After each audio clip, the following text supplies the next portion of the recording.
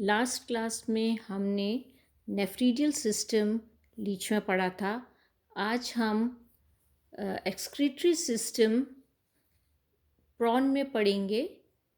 तो जो क्रस्टेशियंस होते हैं उनमें एक्सक्रीटरी ऑर्गन्स पेयर्ड होते हैं, पेयर्ड एंटीनरी ग्लैंड, मैक्सिलरी ग्लैंड्स, ये पेयर्ड एक्सक्रीटरी ऑर्गन्स क्रस्टेशियंस में पाए जाते हैं। जनरली हम देखें क्रस्टेशियंस में सिर्फ एक ही प्रकार के ग्लैंड्स फंक्शनल होते हैं। लार्वल लाइफ में मैक्सिलरी ग्लैंड्स फंक्शनल होते हैं, जबकि एडल्टहुड में एंटीनरी ग्लैंड्स फंक्शनल एक्सक्रीटरी ऑर्गन्स होते हैं। आज हम जो एक्सक्रीटरी ऑर्गन्स हैं वो पैलिमोन में हम देखेंगे और एक्सक्रीटरी सिस्टम पैलिमोन में पढ़ेंगे। तो एक्सक्रीटरी सिस्टम प्रॉन का अगर हम देखें तो एक पेयर इसमें एंटीनरी ग्लैंड का होता है, जिसे हम ग्रीन ग्लैंड भी कहते हैं। ये एंटीनरी ग्लैंड या ग्रीन ग्लैंड एक पेयर होता है और इससे एसोसिएटेड लेटरल डक्ट्स होती हैं। और लेटरल डक्ट्स इसके अलावा एक अनपेयर्ड रीनल सैक होता है। ये पेयर्ड ये ग्रीन ग्लैंड या एंटीनरी ग्लैंड है और ये एसोसिएटेड डक्ट्स है, इसकी लेटरल डक्ट्स और एक रीनल सैक है। एंटीनरी ग्लैंड या ग्रीन ग्लैंड जो होता है वो कॉक्सा में प्रेजेंट होता है। एंटेना का जो कॉक्सल सेगमेंट होता है उसमें होता है और ये एक pear shaped opaque white colour का ग्लैंड होता है। ग्रीन ग्लैंड को के 3 रीजन्स होते हैं, या एंटीनरी ग्लैंड के 3 रीजन्स होते हैं। एक होती है एंड सैक, दूसरा इसका होता है लैब्रिंथ या ग्लैंड्यूलर पार्ट, या इसको हम प्लेक्सस भी कहते हैं ये रीजन, और तीसरा होता है इसका ब्लैडर। तो एंड सैक जो होती है वो छोटी सी बीन शेप्ड पार्ट होता है ये, और ये पार्ट लैब्रिंथ और ब्लैडर के बीच में स्थित है। ये ब्लैडर है, ये लैब्रिंथ है, उसके बीच में ये एंड सैक प्रेजेंट होता है। इसकी वॉल डबल लेयर्ड स्ट्रक्चर होता है एंड सैक, और ये इसमें बाहर की जो लेयर होती है वो कनेक्टिव टिश्यू की होती है और इनर जो होती है वो एक्सक्रीटरी एपिथेलियम की बनी हुई होती है। और जो इसकी कैविटी होती है एंड सैक की, इसके अंदर लार्ज ब्लड लेक्यूना इसके अंदर प्रेजेंट होता है, और इसकी जो कैविटी होती है एंड सैक की, ये कम्युनिकेट करती है लैब्रिंथ या ग्लैंडुलर पार्ट से एक अपर्चर के द्वारा, जिस पे स्फिंक्टर लगा हुआ रहता है। इसके बाद हम देखें तो दूसरा पार्ट जो है जिसको हम कहते हैं लैब्रिंथ, ये लैब्रिंथ आप देख सकते हैं, लैब्रिंथ या ग्लैंडुलर पार्ट। तो ये एंड सैक के आउटर रीजन में ये लैब्रिंथ स्थित होता है, और लैब्रिंथ जो होता है उसमें अगर आप देखें ये ग्लैंडुलर पार्ट है, तो इसके अंदर ये रिलेटिवली अगर आप देखें तो बड़ा होता है ये रीजन, और इसके अंदर बहुत सारे ब्रांच्ड और कॉइल्ड आप देख सकते हैं एक्सक्रीटरी ट्यूब्यूल्स इसके अंदर, इसके कनेक्टिव टिश्यू में लैब्रिंथ के एम्बेडेड होते हैं। तो ये सारे एक्सक्रीटरी ट्यूब्यूल्स हैं बहुत सारे, जो कि इसके कनेक्टिव टिश्यू में एम्बेडेड ये हैं। इसके अलावा आप देखें एक्सक्रीटरी ट्यूब्यूल्स में रिच सप्लाई होता है, ब्लड लेक्यूना होता है, तो रिचली सप्लाइड रहता है ब्लड लेक्यूना के द्वारा। और इंटरनली ये जो एक्सक्रीटरी ट्यूब्यूल्स होते हैं ये लाइंड होते हैं बाय एक्सक्रीटरी एपिथेलियम। सारे ट्यूब्यूल्स जो होते हैं वो कलेक्टिवली खुलते हैं एंड सैक में द्वारा। ये देख रहे हैं सारे कलेक्टिवली एंड सैक में ये यहाँ पे खुलते हैं। ये एक अपर्चर है जिसके द्वारा ये एंड सैक में जाकर ये खुल जाते हैं, और एंड सैक आके जाकर किस में खुलती है, ब्लैडर में खुलती है। तो यहाँ पर आप देख सकते हैं ये एंड सैक में खुलेगा, एंड सैक ब्लैडर में खुलती है, और ब्लैडर ये क्या होता है, ये यूरेटर जैसा स्ट्रक्चर है, उसके द्वारा ये रीनल पोर्स के द्वारा ये एंटीना जो होता है उसकी कॉक्सा में जाकर ये खुल जाती है। तो ब्लैडर जो अगर आप देखें तो ये bag like, sac like structure होता है आगे का, ये आगे का जो हिस्सा होता है, और इनर साइड पर एंड सेक के ये होता है।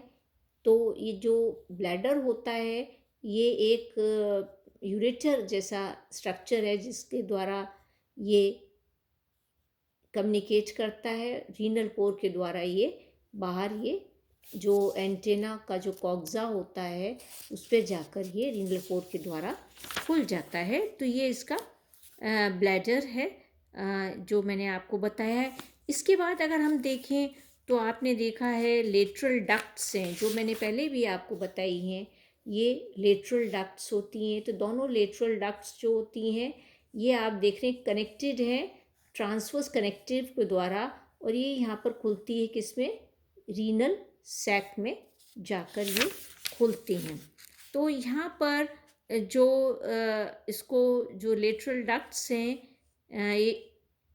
ये इस तरीके से रीनल सैक में खुलते हैं। अब रीनल सैक अगर हम देखें तो रीनल सैक को हम नेफ्रोपेरिटोनियल सैक भी कहते हैं।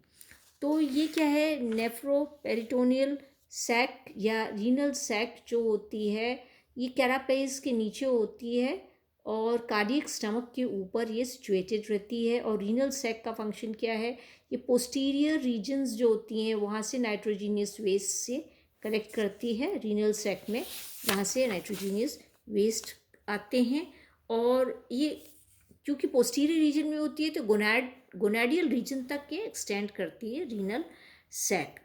तो फिजियोलॉजी हम एक्सक्रीशन की देखें इसके अंदर, तो ये जो दो इम्पॉर्टेंट फंक्शंस होते हैं, जो एंटीनरी ग्लैंड या ग्रीन ग्लैंड है उसके दो इम्पॉर्टेंट फंक्शंस हैं। एक होता है इसका एक्सक्रीशन और दूसरा होता है ऑस्मो रेगुलेशन।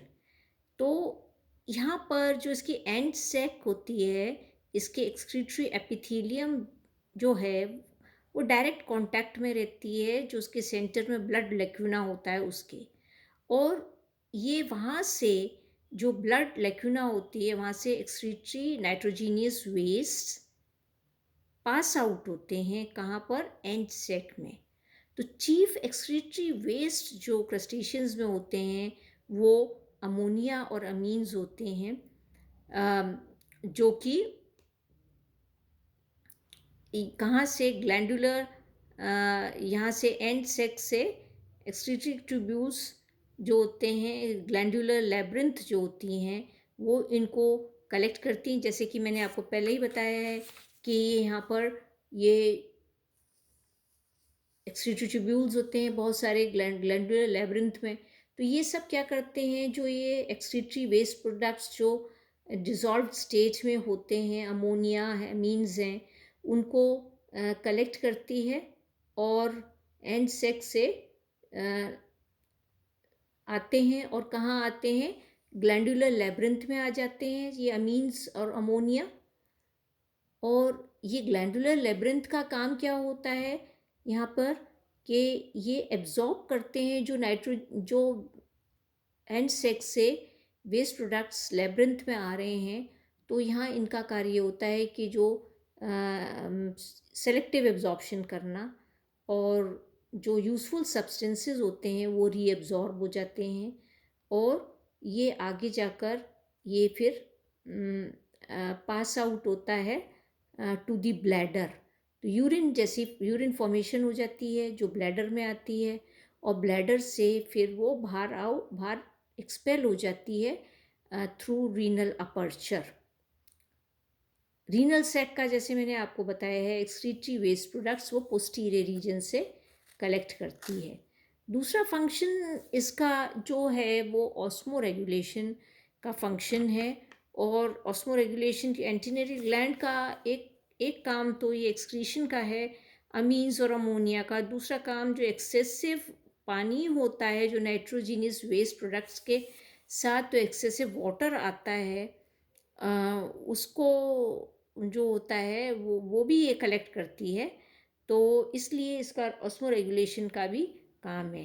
तीसरा इम्पॉर्टेंट जो इसके अंदर excretory organ, second excretory organ जो एंटीनरी ग्लैंड के अलावा है वो है इंटेग्यूमेंट या उसकी स्किन।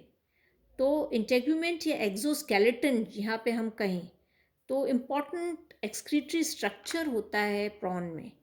नॉन लिविंग जो नाइट्रोजीनियस वेस्ट होते हैं वो कंटिन्यूसली उसके एक्सोस्केलेटन में डिपॉजिट होते रहते हैं, और जब मोल्टिंग होती है और एक्सोस्केलेटन गिरता है उस समय ये नाइट्रोजीनियस वेस्ट प्रोडक्ट्स भी रिमूव हो जाते हैं।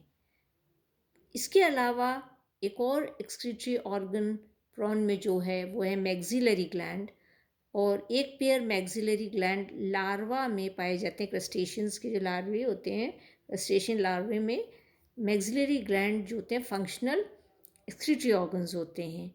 और ये मैक्सिलरी ग्लैंड जो होता है, हर एक मैक्सिलरी ग्लैंड कॉक्सिल सेगमेंट में होता है, मैक्सिला की लोकेटेड रहता है, और एडल्ट में ये रिप्लेस हो जाते हैं बाय एंटीनरी ग्लैंड और ग्रीन ग्लैंड। तो आज हमने यहाँ पर एक्सक्रीटरी सिस्टम प्रॉन में पढ़ा।